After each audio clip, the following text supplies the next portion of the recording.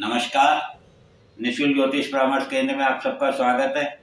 आज दिनांक 17 जनवरी 2025 शुक्रवार। जैसे कि कल हमारी चर्चा 14 जनवरी 2025 को सूर्य के मकर राशि में आने के समय जो लग्न बन रहा था उस पर चर्चा हुई थी। उसमें जो नक्षत्र, जिस नक्षत्रों में ग्रह बैठे हुए हैं उनके प्रभाव को हमने जाना, जो हमें मोक्ष और मुक्ति का मार्ग प्रशस्त करने के लिए बातें कर रहे हैं, बता रहे हैं। आज हम जानेंगे कि ये सूर्य जो अथॉरिटी को दिखाता है, अधिकारों को दिखाता है, वह लग्न में बैठा हुआ है। अर्थात जितने भी अथॉरिटीज है, चाहे वह आप घर में हो, ऑफिस में हो, देश में हो, दुनिया में हो, समाज में हो, जहाँ भी आप जो अथॉरिटी में बैठे हुए लोग हैं, वे अपने व्यक्तित्व में अपने अथॉरिटी को ले आएंगे और हर उस चीज़ को बदलना चाहेंगे जो अभी तक स्थापित थी, चाहे फिर वह घर में हो, चाहे ऑफिस में हो, चाहे समाज में हो, चाहे देश में हो, चाहे धर्म में हो। वह उस अथॉरिटी के द्वारा परिवर्तन लाना चाहेंगे। और आप देखेंगे कि इस लग्न से दूसरे घर में, जो कि हमारे कुटुंब को दिखाता है, दूसरा भाव कुटुंब का होता है, स्वाद का होता है, संग्रहण का होता है, धन का होता है, और वहाँ पर कुंभ राशि है और वहाँ पर शुक्र और शनि बैठे हुए हैं। शुक्र जो कि सुंदरता के प्रतीक हैं और शनि जो कि अंधेरे के प्रतीक हैं, कर्म के प्रतीक हैं, दंडनायक हैं। वे बता रहे हैं कि आप संग्रहण करने पर दंड प्राप्त होगा और सहायता करने पर सुंदरता प्राप्त होगी। तीसरा भाव जो कि पराक्रम को दिखाता है, वहाँ मीन राशि और वहाँ राहु बैठे हुए हैं। और राहु यहाँ पर अपना सर्वश्रेष्ठ फल देने के लिए तत्पर रहते हैं, क्योंकि उन्हें पराक्रम करना अच्छा लगता है। और इसी प्रकार से इस अथॉरिटी को जो हवा देंगे, जो अनंत की ओर ले जाएंगे, वह राहु होंगे।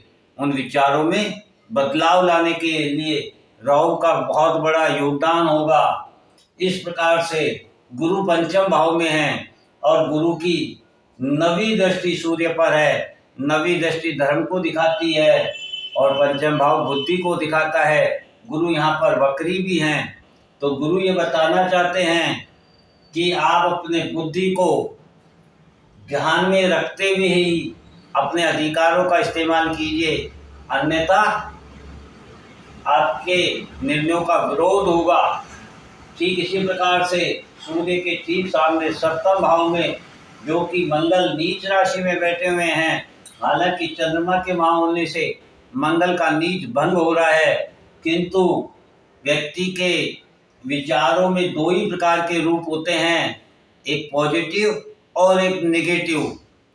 जो नेगेटिव होते हैं उन विचारों को हम नीच विचार कहते हैं।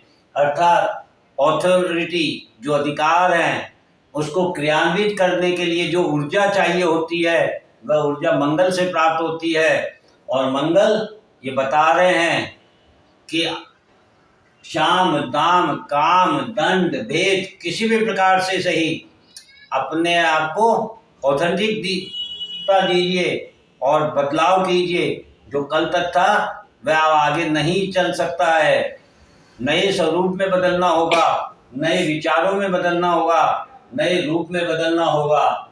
इस प्रकार से मंगल प्रभावित कर रहे हैं। और ठीक केतु की भी पांचवी दृष्टि है और पांचवी दृष्टि बुद्धि को दिखाती है।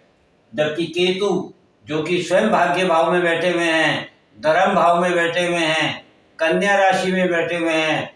कन्या राशि चिंतन और मनन को दिखाती है, बदलाव को दिखाती है। केतु स्वयं बदलाव के कारक ग्रह हैं, अचानक घटने वाली घटनाओं के कारक ग्रह हैं।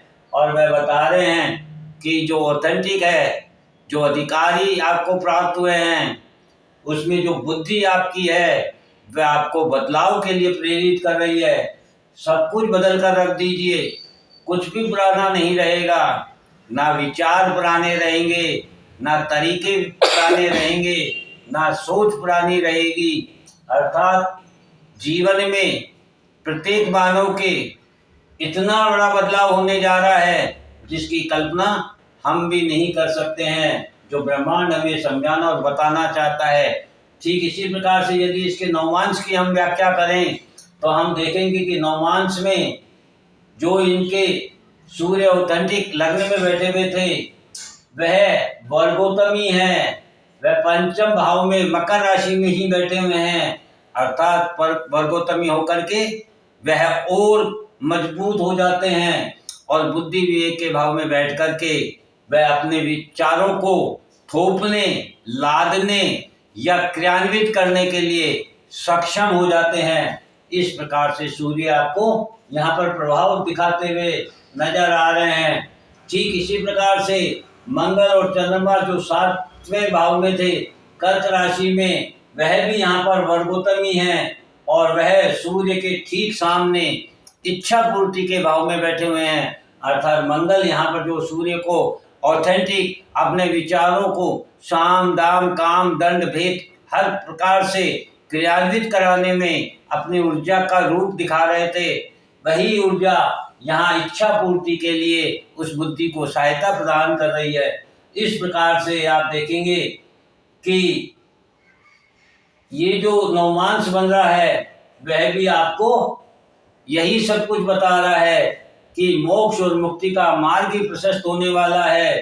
अर्थात एक ऐसा डमरू, एक ऐसी ताल, एक ऐसा संगीत जो दुनिया में जितना भी शोरगुल है उसे शांत कर देगा और सबको शून्य की ओर ले जाएगा।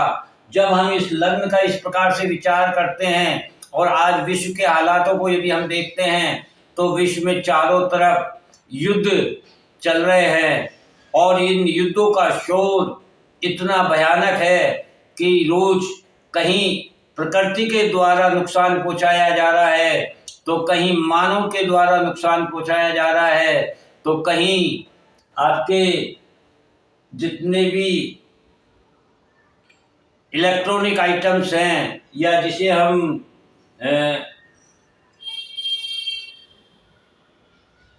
आपके रेंज जिसे कहना चाहिए किरणें, जिनके द्वारा हम आज इलेक्ट्रॉनिक आइटम्स का यूज कर पा रहे हैं, वह सब भी परिवर्तन की ओर दिखा रहा है। और इस प्रकार से ये जो परिवर्तन है, ये जो ऑथेंटिक अधिकार सूर्य को प्राप्त हुए हैं, वह सूर्य सब कुछ बदल देने के लिए तैयार है। और ऐसा ही डमरू जो जिसकी हम चर्चा कर रहे हैं कि आज विश्व में युद्ध चल रहे हैं, इतना शोरगुल है, इतना चारों तरफ विनाश है, उस विनाश के उस शोरगुल को अब एक ऐसा डमरू बजने वाला है, एक ऐसी ताल पड़ने वाली है, एक ऐसा संगीत निकलने वाला है जिसकी मृदंग की आवाज में ये सभी शोरगुल शांत हो जाएंगे। अर्थात कल्पना कीजिए, इन युद्धों का शांत होना दो तरीके के रूप हमें दिखाता है, एक तो शांति का और दूसरा भयंकर विनाश का। और यहाँ मोक्ष और मुक्ति की बात हो रही है, और मोक्ष और मुक्ति बिना विनाश के नहीं हो सकती है। नए विचारों की बात हो रही है और नए विचारों की कामना पुराने विचारों को समाप्त किए बिना नहीं हो सकती है। अर्थात बहुत बड़ा विनाश होने वाला है, भयंकर विनाश होने वाला है, और इसमें कोई ज़्यादा लंबा समय आपको प्राप्त नहीं होगा। और इस शून्यता में जाने के बाद जब आदमी शून्यता में कब जाता है, शोरगुल की आवाज़ को कब दबाया जा सकता है, जब सब कुछ शांत हो जाए। शांत होना अर्थात भयंकर विनाश हो जाना। जब इतना बड़ा विनाश होगा तो व्यक्ति की बुद्धि, व्यक्ति की सोच शून्यता की ओर चली जाएगी, संग्रहण से दूर हो जाएगी, भौतिकता से दूर हो जाएगी और अध्यात्म की ओर जाएगी, ब्रह्मांड की ओर नजर जाएगी, ग्रहों की तरफ दृष्टि जाएगी और स्वयं में व्यक्ति अपने विचारों में, अपनी सोच में परिवर्तन महसूस करेगा और वह जानेगा कि जो कुछ था वह सब समाप्त हो गया है, सब कुछ नया हो गया है, कुछ भी शेष नहीं बचा है। ऐसी स्थिति में मुझे अब केवल ईश्वरीय सहायता कर सकते हैं और ईश्वरीय सहायता ही आध्यात्म की ओर ले जाती है और आध्यात्म ही मोक्ष और मुक्ति का मार्ग है। इस प्रकार से यदि आप इस चीज को समझ सकते हैं तो मेरा आपसे फिर निवेदन है, इसे बार बार सुनिए।